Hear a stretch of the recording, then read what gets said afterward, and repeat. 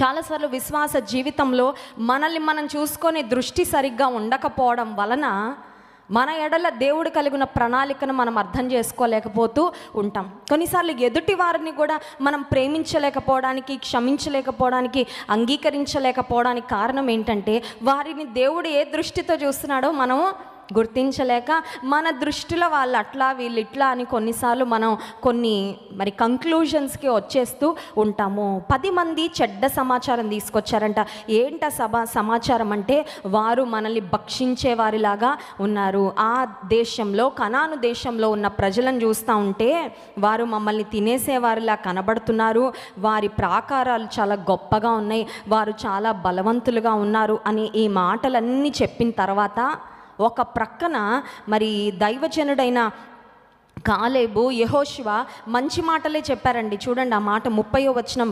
కాలేబు మోషే ఎదుట జనులను నిమ్మళపరచి, మనము నిశ్చయముగా వెళ్ళుదము, దాన్ని స్వాధీనపరచుకొందము, దాన్ని జయించుటకు మన శక్తి.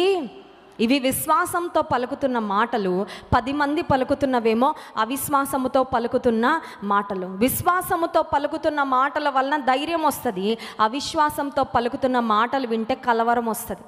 We have to be very careful about whom we are listening to, whom we are giving an attentive ear.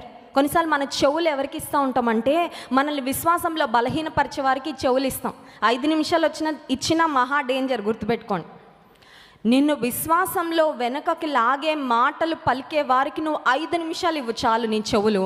నీ విశ్వాస జీవితంలో నిన్ను 10 కిలోమీటర్లు వెనక్కి లాగుతారు, తెలుసా నీకు?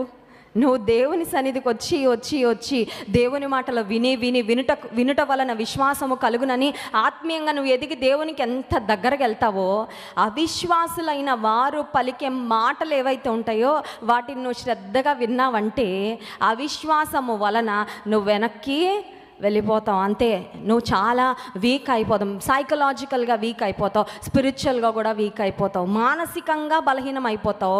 అంత మాత్రమే కాదు, శారీరకంగా, ఆత్మీయంగా కూడా నువ్వు బలహీనం అయిపోవడానికి అవిశ్వాస మాటలు చాలా చాలా దోహదపడతాయి. గుర్తుపెట్టుకోవాలి.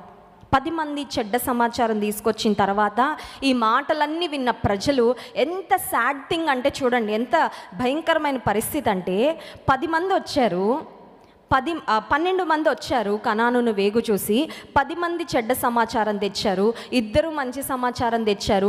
ప్రజలు దేనిని నమ్ముతున్నారంటే ఆ 10 మంది తెచ్చిన చెడ్డ సమాచారాన్ని నమ్మి, ఇప్పుడు ప్రజల యొక్క స్పందన చూడండి. 14వ అధ్యాయం, సంఖ్యాకాండము 14వ అధ్యాయము 1వ వచనం. అప్పుడు ఆ సర్వ సమాజము ఎలుగెత్తి కేకలు వేసెను. ప్రజలు ఆ రాత్రి ఎలుగెత్తి, దేవుడు వాగ్దానం చేశాడే కనాన్లోకి తీసుకెళ్తానని, మేము వెళ్ళలేము, మేము కనాన్లోకి వెళ్తే చచ్చిపోతాము అన్నట్లుగా వీళ్ళు ఇక్కడ ఏడుస్తున్నారు. అసలు ఏమైనా జరిగిందండి? ఇంకా ఏమి జరగల, వేగు చూసి వచ్చారంతే. విశ్వాసంలో బలహీనమైన వారి యొక్క చెడ్డ సమాచారమును విన్న ఇశ్రాయేలీలు స్ట్రాంగ్గా నమ్మేశారండి. ఏం నమ్మారు? చెడ్డ మాటలు నమ్మారు. దేవుని యందు విశ్వాసం ఉంచని వారి మాటలు, చాలాసార్లు మనం కూడా అదేగా చేసేది.